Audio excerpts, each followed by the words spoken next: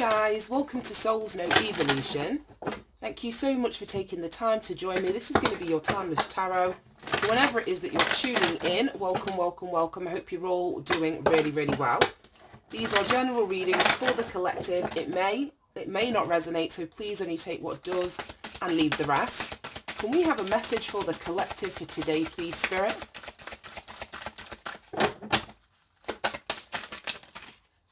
Wow. Right, okay, this is going to be deep. We have card number 20 with Divinity, then we have Power, card 46, and then the Shadow, card 43. Okay, it's so funny because we've got polar opposite energies here with Divinity and then your Shadow. It's like your higher self and your lower self, the light and the dark. And then in between there, we've got this Power card, which always gives me like a plug, like you're plugging in or you're tapping in to some kind of source of energy. So off the back of this, I'm getting like, it's literally, what are you connected to? Your divinity or your shadow? Both of them we have access to. And it's not about us trying to get rid of our shadow. This is about an integration, pulling power, I suppose, from both sides. Pulling power from both sides. It's so strange. I'm getting an energy of like, I don't know, because it's people who deny their shadow, who then sort of go and project that shadow onto other people.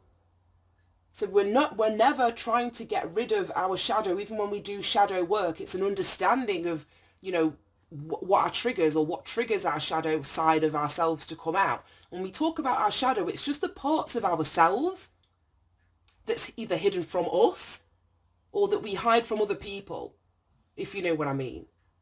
Because there's some people that only show up in this divinity, in this love and light. And that is no more spiritual than somebody that's just showing up in their shadow.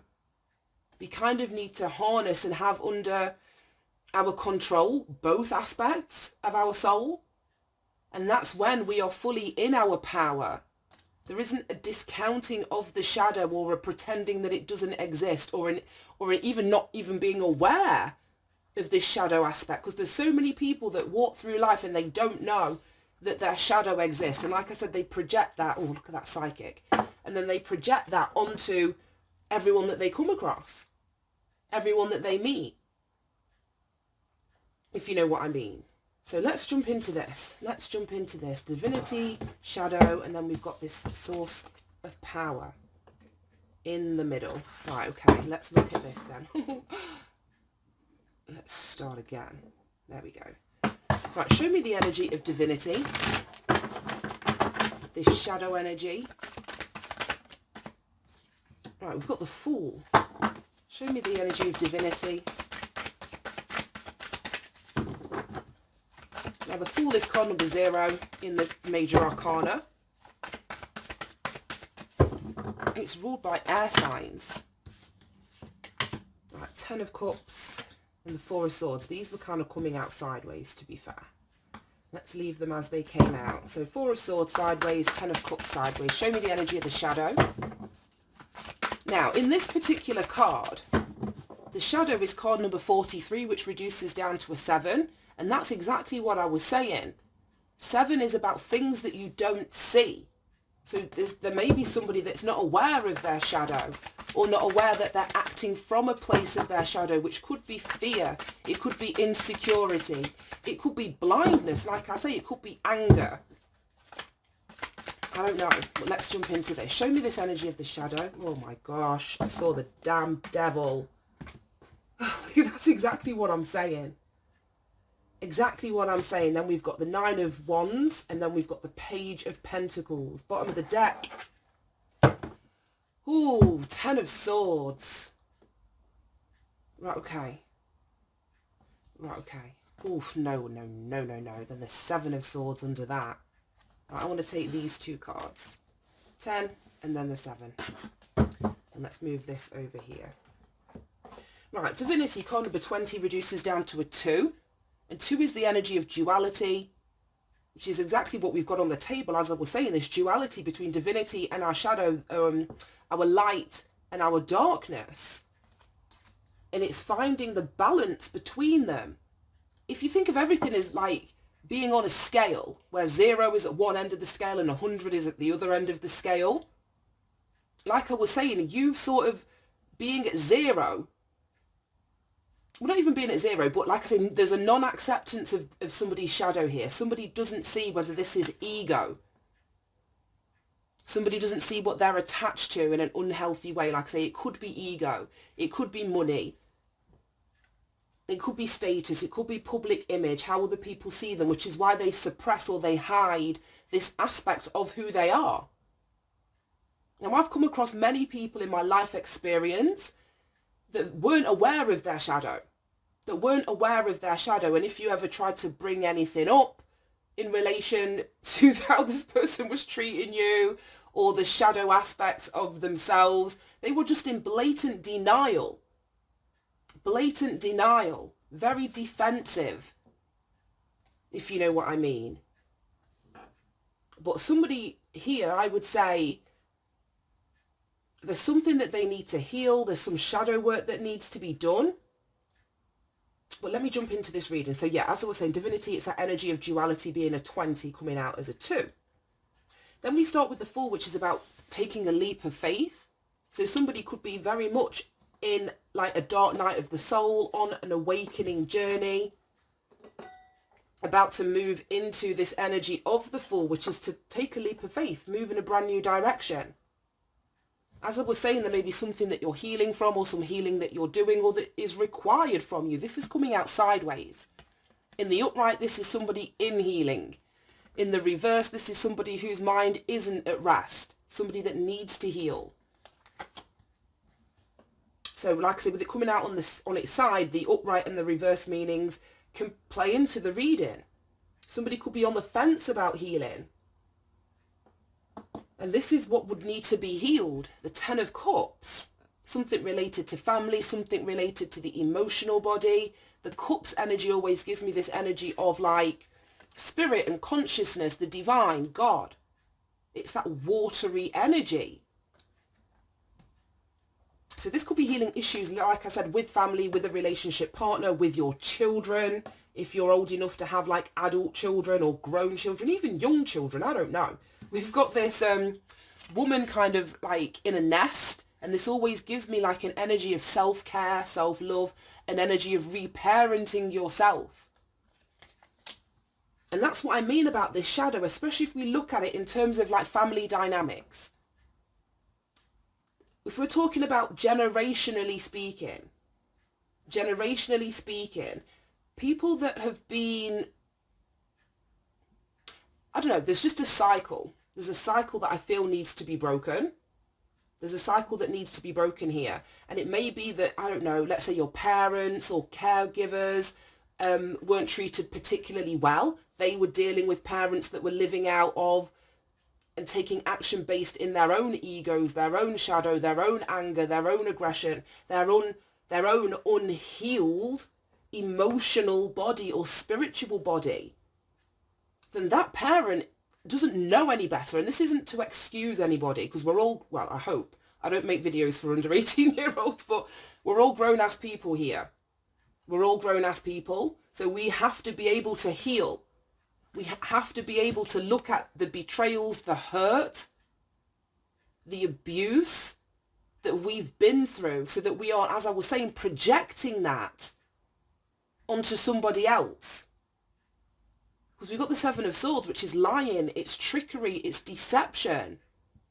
It's all this stuff that is done under the light of the moon. So it's either coming from a place of insecurity, it's stuff that people want to keep hidden, as I was saying, the shadow. They may not want other people to see this side of them, how they've treated you. They may not even want to admit how they were treated, but then the cycle continues until someone's going to stop, move in a new direction, step into their divinity, and look at this shit objectively.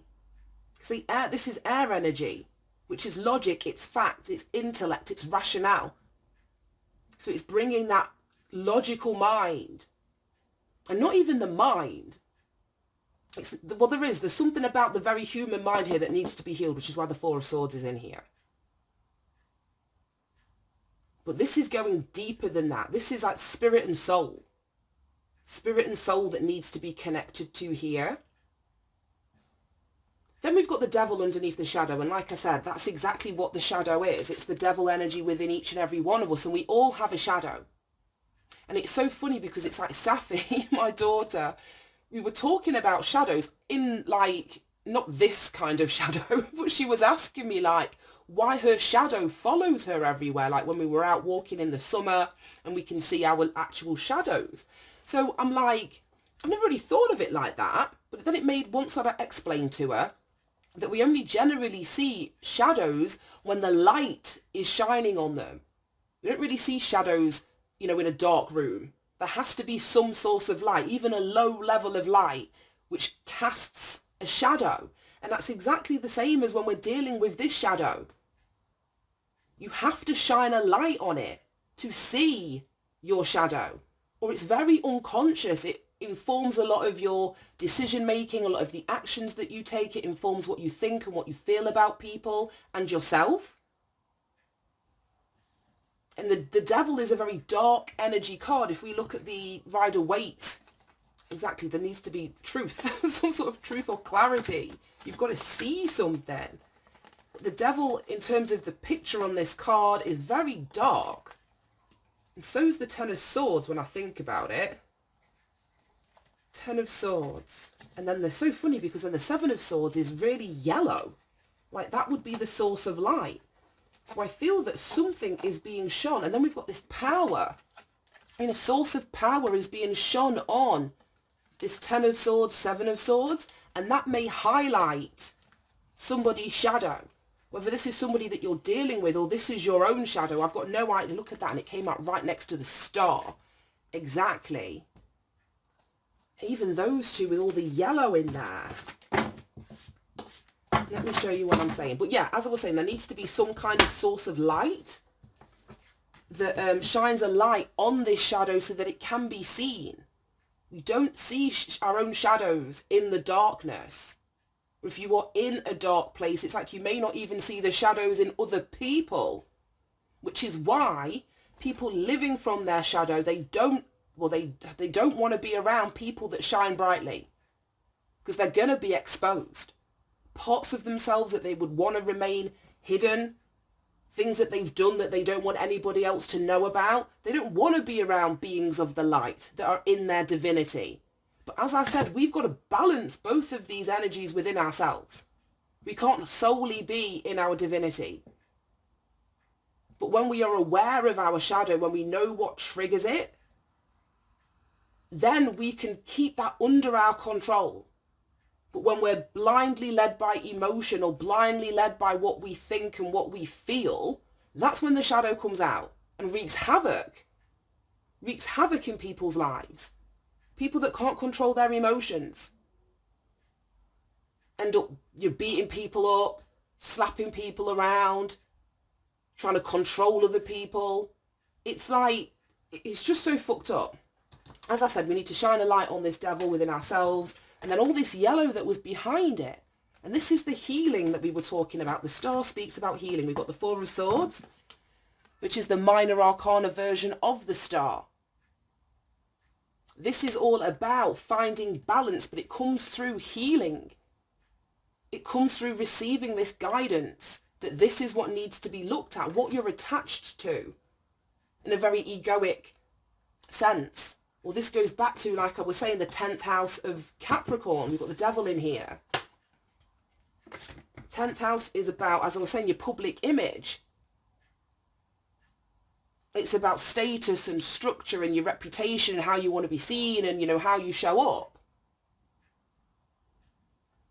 Right, okay, but as I was saying, this light, there's a strength for you to overcome. When you see the strength card, you know the devil is somewhere close because the strength is all about overcoming, whether it's your fears, overcoming this shadow, this inner beast, facing this demon within ourselves. Because when we face that within ourselves, we don't have to face that within other people. We won't allow other people to project their unhealed, unintegrated shadow onto us. So everybody's got to do shadow work. Everybody's got to do it. And that's what leads to your wish fulfillment. That is what leads to your wish fulfillment. And then we've got, like I say, these two, it just gives me like a plug. We've got this source of power here and these two prongs. And like I say, one prong would be divinity, one prong would be your shadow integrated. And that is when you access all of your power. Because our shadow is there for a reason.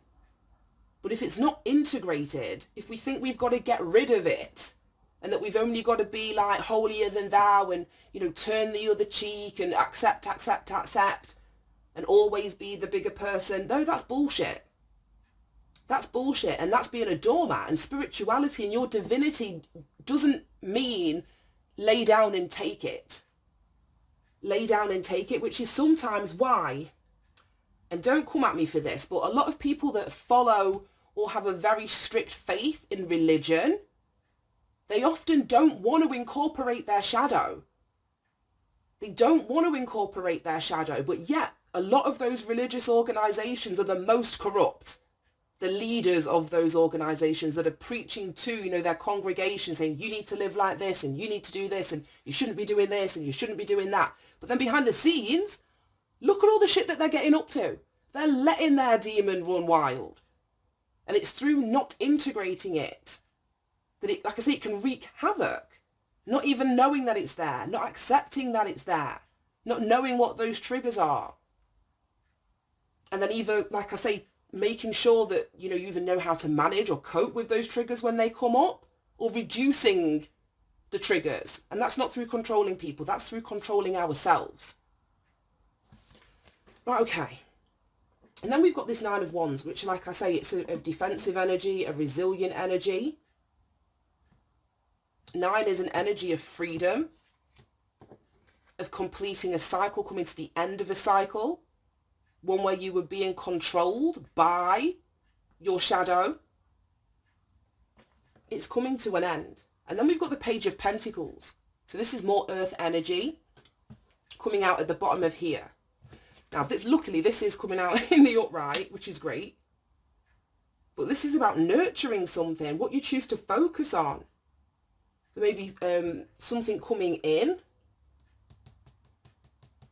There may be something coming in, but I don't like it because we've got the Devil here and we've got the shadow here. Let me just quickly clarify. Show me this Page of Pentacles. What's coming in for the collective? It's also the energy of the students. That's something you could be new at this, new at doing this shadow work. Some of you could be feeling defensive, but it's through a lack of understanding or a lack of knowledge or a lack of knowing what you're doing in relation to this shadow work. High Priestess coming out in the reverse, and then the Page of Pentacles again. And then we've got Strength, which is also out. That's strange. Right, High Priestess in the reverse. And it's funny because we've got Psychic here and I haven't really spoken about her. Or this, the energy.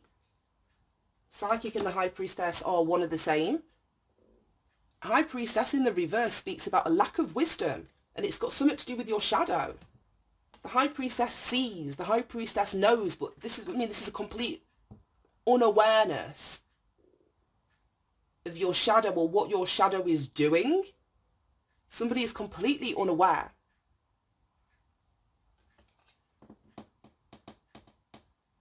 I don't know if someone's repressing the shadow. But like I said, we've got that strength. It's out here. The strength to overcome. Strength to overcome your fears. Face something. And this isn't like a physical strength.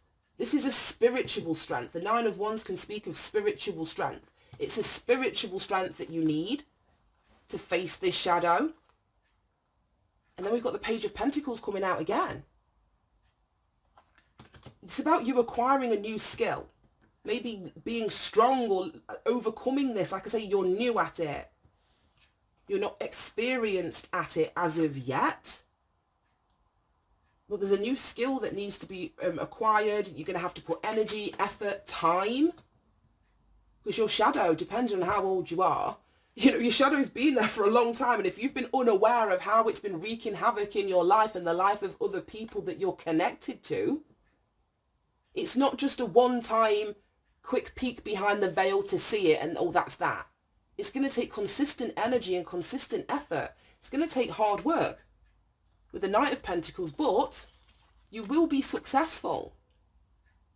But you've got to seek the truth. And like I was saying with the air energy of this Fool, really use like your higher mind to do this. You're not going in with your ego, like what you don't want to see and you don't want to face up to something, because that's how you have been with this lack of awareness with the High Priestess. And like I said, we've got, Psychic and the High Priestess. This is the same energy for me.